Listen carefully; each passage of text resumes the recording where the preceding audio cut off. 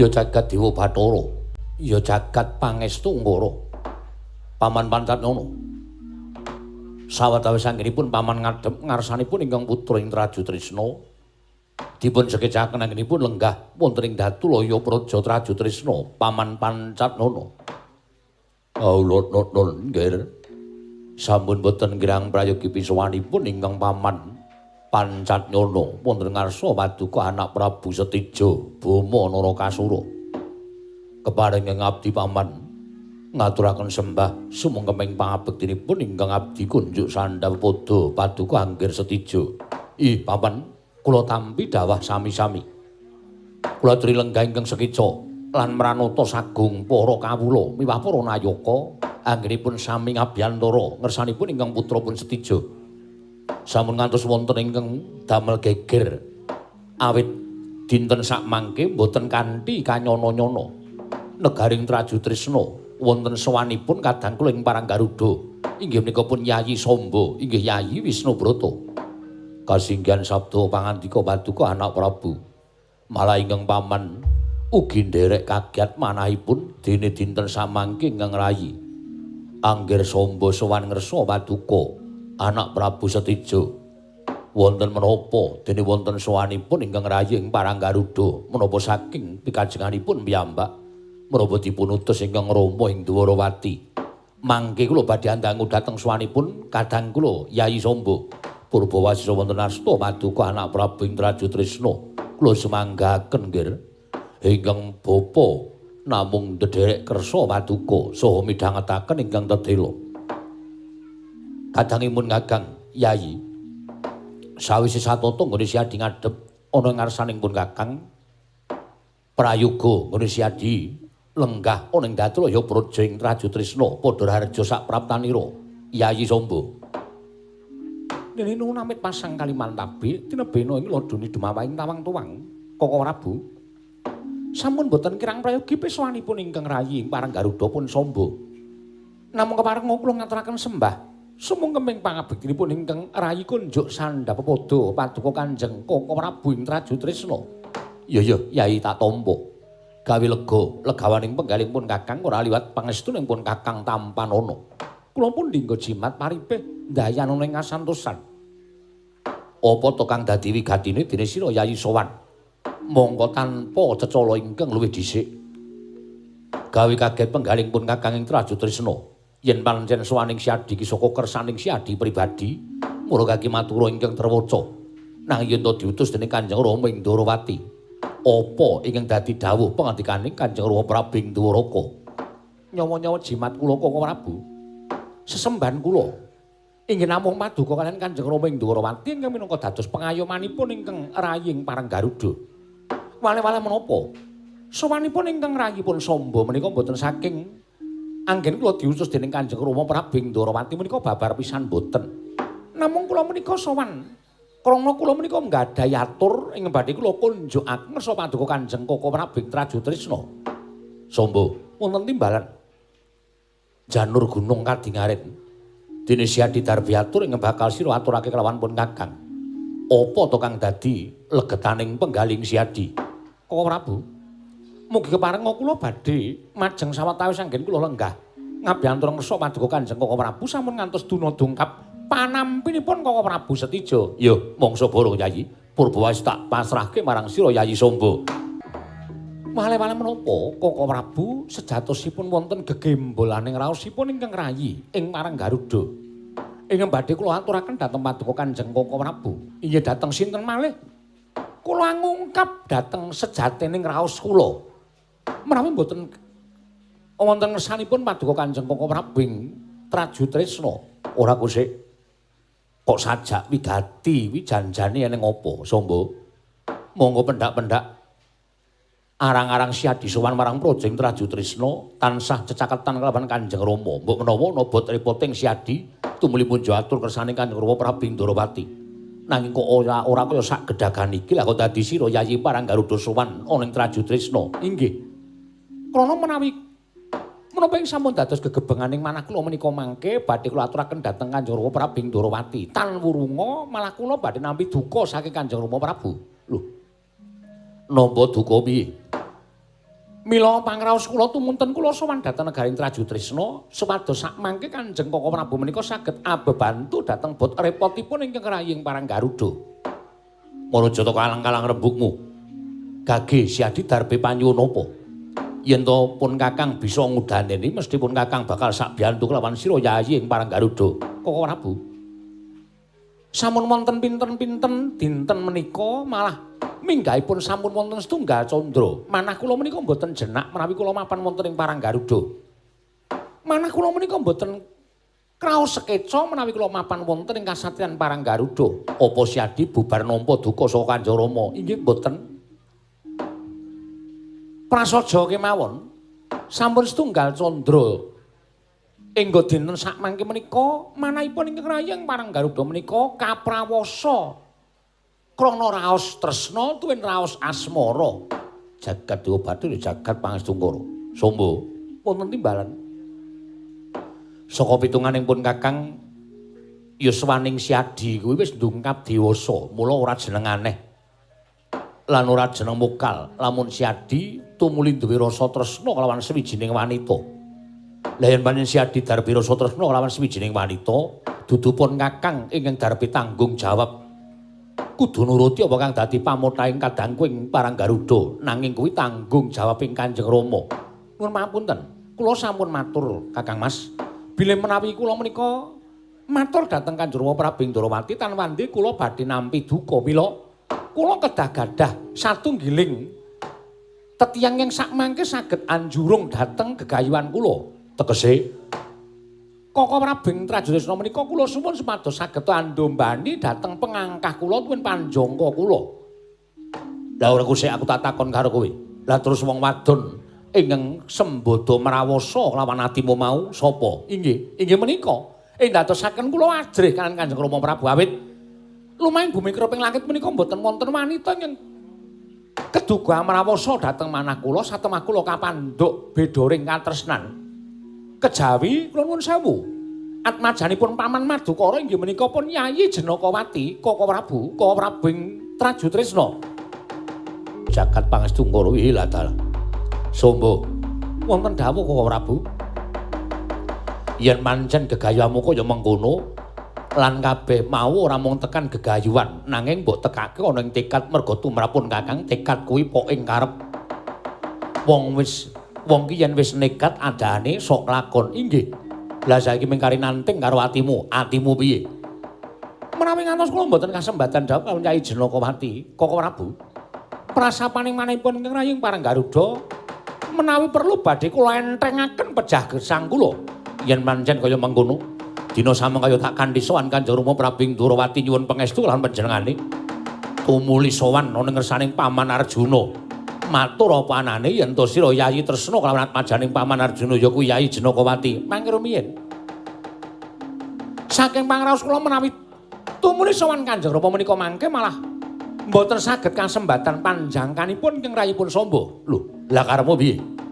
Sowan wangsanipun Kakang Mas Tijo menika, panjenenganipun Kakang Mas Tijo menika kula suwun kanthi sanget enggal sakmangke minangka dados wakilipun tiyang sepuh kula sowan dhateng Paman Arjuna.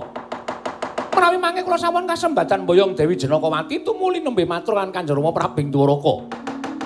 Kanjeng Rama tartemtu bombong penggalipun. Sampun ngantos sinengga kula menika setunggiling anak ingkang tansah sumendhe dhateng pangawaosipun wong tuwa.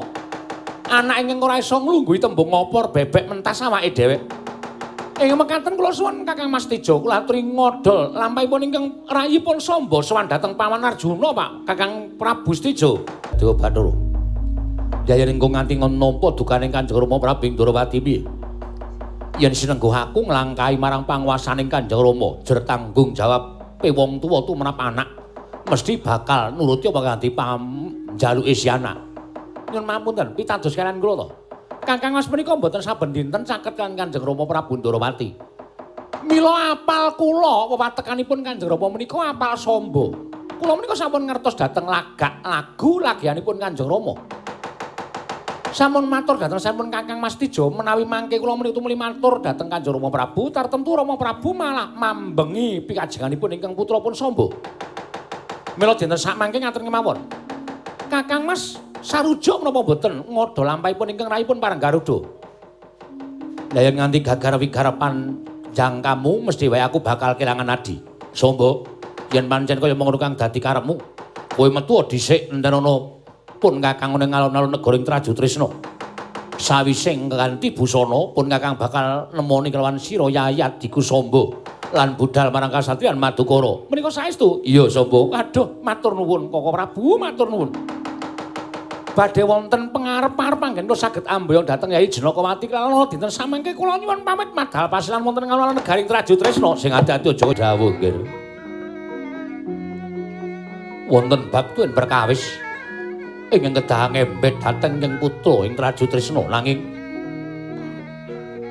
gandeng Sombo menika adi kula menika kadang kula taruna monggo tresna kaliyan Sombo menika mboten saged dipun gambaraken menawi ngantos Sombo cabarakenipun badhe ngrengkuh pun Janakawati sakmangke tartemtu kula badhe kecalan kadang taruna mila kula nyuwun dhateng Paman Pancatnyana kula aturi nengga negaring Traju Trisna kundur paduka benjang menapa mboten badhe kula wangsul dhateng praja menawi dereng saged kasempatan panjangkanipun kadang kula Yayi Wisnu Brata inggih Yayi Sombo ing Paranggaruda nggih namung ndherekaken Sengkar Paduka mugi-mugi lebda ing karya nggih anak Prabu Stija. Paman Pancatnyana kula nyuwun pamit ngatos-atos nggih. Anggir Stija Bumanara Kasura. Kenthos waluh gembol monyor-monyor juk ning jungkel wana dadi alas-alas dadi wana. Lesmana. Putuku nggih Lesmana cah bagus, putuku nggih cah ndelonet. Lesmana Mandrakumara. Wonten dawuh menapa yang Penemban Durna? Kowe wis nyandang cara manten, Nger? Nggih. Kowe ngerti, kowe arep tak larapake ning ngersaning sapa lan tumuju marang endi? Ngertos. Nendi? Wonten kasatriyan Madukara daup kalian Yayi Janakawati. Jumbuh kalian menapa ing dados gegayuhaning ati kula yang Penemban Durna. Kowe ngerti Janaka kuwi sapa? Janaka menika Arjuna. Ya Permati. Janaka kuwi muridku. Nggih, lulus tahun pinten? Ora perkara nggon lulus, ning Janaka kuwi muridé Begawan Durna. Janaka iki tak anggap anakku dhewe. Lho. Niki lho nggih midhangetaken ngendikanipun ingkang ing Soka 5. Raden Janaka menika siswanipun Begawan Durna. Janaka kuwi muridku Lesmana. Mula Janaka kuwi mesti bangun miturut karo apa kang dadi perintahe Begawan Durna. Nah, iki mengko nek wis tekan kono tumuni aku bakal kandha karo si Arjuna yen to praptaka ning kasatriyan Madukara kuwi nglarapake calon pinanganten lanang ya kuwi kowe Lesmana Mandrakumara supaya dhaup karo Janakawati. Janaka mesti ora bakal wani. Janaka mesti ora bakal mbadal sumbi dawuhing Begawan Durna. Janaka mesti manut karo dawuh perintahe Begawan Durna. Oh, mesti bakal nglakon dhaup karo Janakawati. Oh! Kowe rasah Sing iki Begawan Durna wae ya. Nggih, saking bungaing ati kula. Nek ngonten wiwit dina niki yayu kula putus. Yayu kuwi sapa? Senengane bocah kok aneh-aneh ora. Kowe iki putra Nalendra aja sok nenengi wong bidak pejaraan. Kowe iki putra Nalendra. Kowe iki anak ratu. Wong tuamu ki Nalendra. Nyenengi kok ming wong bidak pejaraan. Wong kawula cilik. Wong loro saudon telu saurupan, ora sak derajate. Nyenengi ya sing sak derajate. Yen kowe iki putra Nalendra nyenengono putra Nalendra. Saora-orane ya putra pendhita apa putra satriya. Nyenengi kok ming bakul miyayang. Yayu lor prapatan kae to? Nggih. Lah kok dadi kowe ngrebut nggon aku.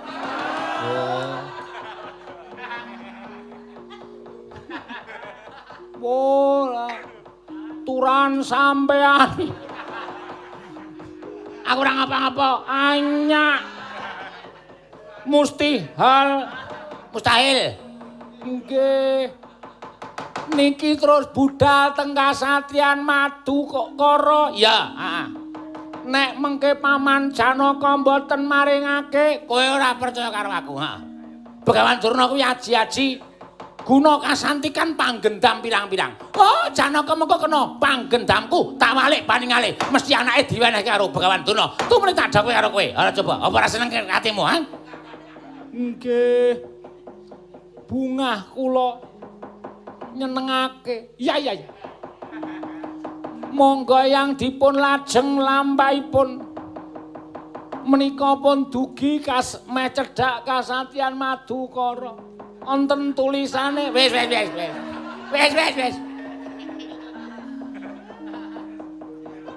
Nika mang waca anda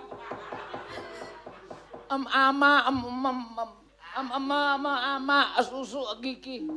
Anda memasuki ke kawasan Lolo ke akala ili asasa asisi. Lokalisasi. Oh, kudu kae. Kae engko menggok nengen. Oh, ngaten. Kula kinten bablas. Nggih. Monggo Depati dipun gelak lampahipun bidhal wonten ing Katan Madukara. Niku wis ketok tapel wates kasatyan Madukara. Nggih enten gepura gambare utawa enten patunge jemparing. Niku cetha nek mlebu wengkon kasatyan Madukara. Kula wis hafal nggon-nggonane. Nek teng Jodipati teng ngersaning Paman Werkudara niku enten gepura sing enten gambare utawa patunge gada. Nek tenggene Paman Puntadewa niku enten wujuding gepura sing enten recane kembang mlathi. Tenggene Paman Kulasedewa niku enten reca gambare Sugeng kalih Bagya.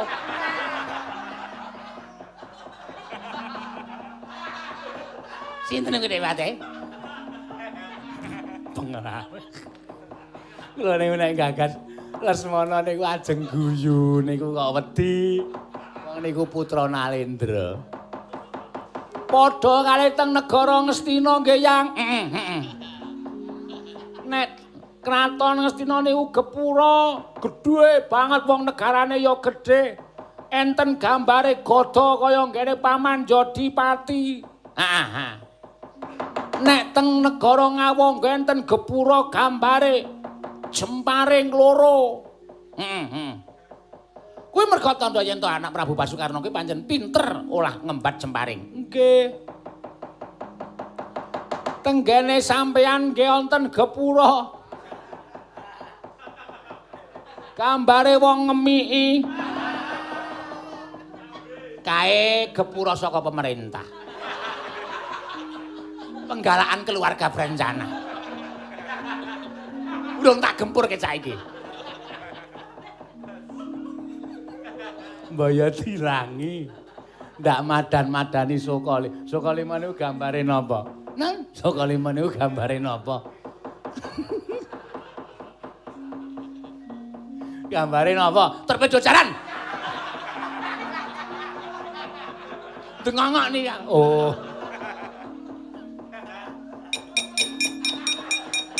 Ya anggo seger-seger Depati lha nggih. Suasanane udan kaya ngene iki. Ha nggih. Monggo bidhal. Ayo ngger fotoku tak kanthi budal ning Kasatyan Madukara ngger. Wah. Antasena. Apa, Pak? Dangu karo wong tuwa ora wangsulan. Mergo atiku ora penak. Atiku tuwuh tandha pitakon pirang-pirang. Bapak nganti karo aku budal saka Jodipati, wiwit saka Ngrandu Gombala aku ditimbali karo bapak. Sowaning Jodipati terus tumuli bapak ngajak aku metu saka kasatriyan nganti tekan sprene tak suwuni prisa Pak arep nendi, arep ngopo bapak ora wangsulan. Atiku tuwuh tandha pitakon sing kebak. Ha saya aku tak takon karo bapak tak takoni kok ora wangsulan ki sebab apa? Mergo iki yen kanthi tak kandhak iki karo kowe nang kene kowe mesti Badal dawuh wong tuwa. Kusike. Nek dawuh wong tuwa apik iki aku tetep manut. Nek dawuh wong tuwa kira-kira kuwi ora apik, tur dawuh wong tuwa kuwi bakale mengko apa jeneng iki meksa karo kamardikanku, ya nuwun sewu aku ora gelem nglakoni. Lah, wangsulamu wis kaya ngono. Mula rasa dadak takon sing ngono-ngono, ayo ndang budal. Arep nendi? Wah, manut karo aku. Wong mlaku ki eneng tujuane. Nek ora ana tujuane kuwi engko kesel lho, Pak. Engko nek kesel mung ngrekasake aku. Antasena. Didak-idak. Engko tak idak cengele nesu. Wah, ngida-ida wong tuwa ki ora tekan sirah. Ngida-ida kok tekan sirah. Lah jare mumet. Mumet ngida-ida sirahe. Wah, caedan. Ayo budal, kose aku gelem mangkat ning Bapak Prasaja. Arep nendi? Nek Madukara. Oh, none paman. Yo. Pigatine ngerti yo. Anak Werkudara kabeh wis padha omah-omah, kabeh wis padha mentas. Kakang Montorjo ya wis omah-omah. Kakangmu Gatotkaca ya wis omah-omah, wis mentas. Tegese wong tuwa ora duwe kewajiban kula wentah karo kakangmu sakloron. Ning kowe sing durung. Mula aku bakal tekan kasadan Madukara mengko. Ning ngarepe jlamprong adikku ya pamanmu Madukara kuwi arep tak jodhoke.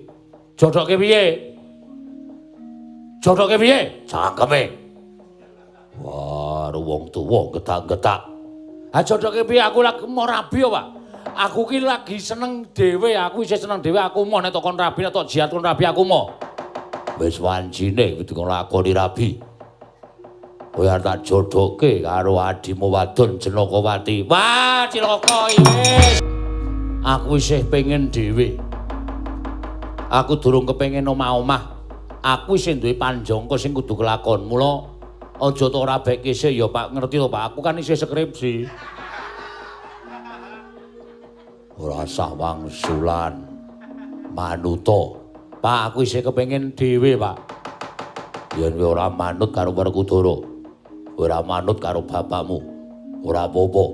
Ning kuwi dina iki ora sah ngaku dadi anake Werkudara, minggat. Aja ngaku kowe turun Werkudara. Aku ora sudi dadi wong tuamu, aku ora sudi dadi bapakmu. Ayo minggat. Wala iki sing berat. Ya kok dadi anake sapa? Sakaremu, arep dadi anake Mbah Kasan ya sakaremu. Kuwi dagelane waluh wis mati, Pak. Aja sok dienggo. Ben tentrem panjenengane ning kono. Wah, yo men. Manut apa ora? Mengkari nglakoni, mengko sing rembugan aku mengkari nglakoni, rasa kaya bocah cilik. Pak, aku manut. Pak, aku jane ora sandata wangsulan diwae takon minggat. Aku ora sudi duwe anak sing badal jawe wong tuwa. Ayo budal. Pak, ayo budal. Yo, wis ayo mangkat. Njaluk ngapura lho, Pak. Wah, manut kok Kakang Mas. Ingkang rayeng Madukara ngaturaken sembah bekti kula kunjuk Kakang Mas. Yo, jlamprong tak tampa. Ora liwat pangestu Tampanono. Kula pundi nggo jimat paripe. Antasena Padhararja nggir anakku bocah bagus. Pangestune Paman Arjuna slamet tekaku, aku ngaturke bektiku katur ya Paman. Ya tak tampa pangestu ning pamanmu Tampanono. Ndara bekti kula nggih Den. Ya dipol tak tampa. Ndara Antasena bekti kula ya kek tiba padha-padha. Wonten wigatos menapa? Wah, jlamprong. Jumbuh karo rembug ingkang wis nate dirembug antaraning kowe lan aku. Nggono wis padha kencan semayan. Kepingin bebesanan ngrabekke antaraning anakku si Antasena karo si Jenakawati. Dina samengko praptaku ana ing Madukara mung bakal kepingin netepake besok kapan nggone anakmu Jenakawati karo anakku Antasena bakal dikepiyakake nggone padha bangun Bali Wisma, bangun bebrayan jlamprong adiku Madukara. Anakku Paranggaruda Samba Wisnu Brata sowan tanpa tinimbalan ing kasatyan Madukara. Ana wigati apa nggih? Nggih, Paman. Sewu-sewu kalepatanipun ingkang putra Tadah Wadana. Krana kula kumawantun ngabdianten kesanipun Paman Madukara. Estining manah namung badhe ngunjuk atur ngersa paduka paman Madukara. Ana wigati apa nggir Samba? Iye. Wale-wale menapa? Nadyan tanpa anganti tuwenan nderekaken sawanipun rawuhipun Kanjeng Rama Prabu Ndorowati. Nanging pikajenganipun ingkang putra pun Samba menika sampun dumugi wonten ing tekad kula anggen kula kepengin anyeti dhateng putra paduka paman inggih menika Yayi Jenakawati. Dinten samangke badhe kula boyong wonten ing Kasatriyan Paranggaruda paman. Kula ingkang sowan paman. Ana wigati apa sowan? Wale-wale menapa? Nuruti dhateng drenging raos ingkang tan bangkit pinambeng paman. Anggen kula sampun ngraosaken rara asmara. Kapanduk beda ring asmara turiding dibya swara-wara. Omongane ora cetha.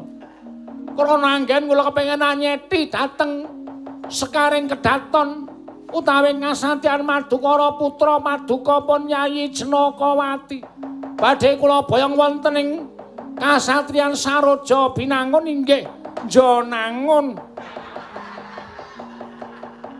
Badhe kula muktakaken ngawibawa Nyakrawati mbau denda paman. Kula nyuwun Paduka maringaken putra Paduka pun Jenakawati paman. Alun Kasatriyan Madukara kuwi sing bakal ngukup Rama. Iya. Kula ngaturaken bekti kula kunjuk, ya tak tampa pangestune wong tuwa tampan ana. Kula pun dinggo jimat paripe ndayan ning kasantosan. Ya merga saka anak. Wah, no! Mati aku. Dimas, aku culana. Aku wis tobat, aku kapok. Wah, Antasena. Piye, Pak? Nek urung jalu ngapura jamba ujuli. Wah, licik. Diwangi karo gerangane. Yen pancen ewang-ewangan, Antasena kon mundur, Samba kon mundur. Sing tuwa karo sing tuwa. Wis. Wis Werkudara wis. Ngopo, Pakdi? Aku njaluk ngapura ya Antasena, sebabe Samba kakangmu tak ewangi. Tak paringi ngambil pusaka Sekar Wijakesuma. Sekar dijukuk karo Janaka. Wah, Jlamrong. Jlamrong. Mboten. Sumpah mboten. Pisan meneh tak pancarainu. Ya aneh-aneh kok gong ora. Tak sasok melu nyeluk Jlamrong. Ndak coba. Sekali anakku papat ke tembok ya. Disikat ya.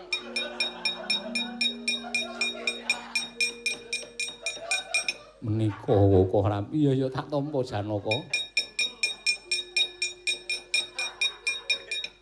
Jlamrong wonten dawuh Aredi. Ajeng mala wong. Ana go mlayu kowe iki. Kowe diancam karo Janaka. Apa aku ora ngopo-ngopo kok. Aku ngombe es teh kok. Raine pucet. Truk cakepan sendang biru wae. Alah. Nglamur. Omong go, mau cerewet kowe ngono. Diluari Antasena. Jero wonten dawuh Rama. Iki dadi tandha yen to kabeh ingkang kumelip ing rumangkang kedunungan kulit daging kuwi mung pasrah pepesthening kodrat. Siji pesthi, loro judu, telu tibaning wahyu, papat kodrat kuwi wis diasta dening panguwasaning dewa. Mula dijangkau kaya ngapa nek Jenakawati kuwi durung ginaris dadi jodoh dawuhmu ya ora bakal kelakon. Kowe trima ya, Nggir? Iya, ngestaken dawuh mboten dados menapa. Antasena, piye Pakdi? Aku melu mangayu bagya sekerti jumurung. Dene anakku Antasena kelakon mboyong Jenakawati. Ya, nyuwun pangestu muga-muga nggon kuburan karo Yai Jenakawati tentrem ayem ya, Pakdi. Iya, tak pangestoni. Jlamrong. Kae, Gong. Kowe cerewet ngapa, Truk? Ae wonge mandeg mlirik ya.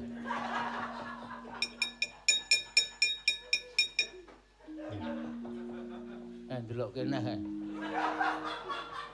Jlambrong wonten dawuh. Wis rasa to gagas. Cangkeme Bagong to urus. Truk. Kok iso diparapi Jlambrong sampe to? Aku ora ngerti kok mbiyen cilik-cilane kae. Apa cilik-cilane mbiyen elik sajake. Wis.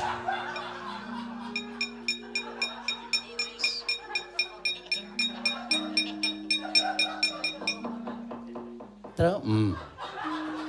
Engko nek goleki bapak aku, omong aku ana rapat no ya. Ya. Kowe arep bali. Bali saiki aku.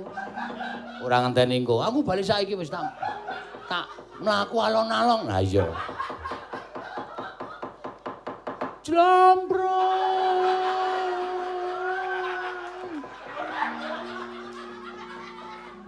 Agung nendi? Anika pun bablas. Ditemono sesuk bengi.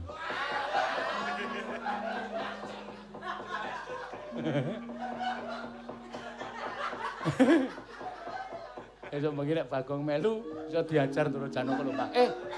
Anu apa jenenge BBM? BBM apa BBM? Wis ora musim BBM. Nggon aku isih aktif. Kowe iki chattingan karo sapa? BBM wis ora metu kok. Nggon aku isih duripke wae. Mulane pirang-pirang sasi iki ora ana wong ping. Ayo wis ora ana.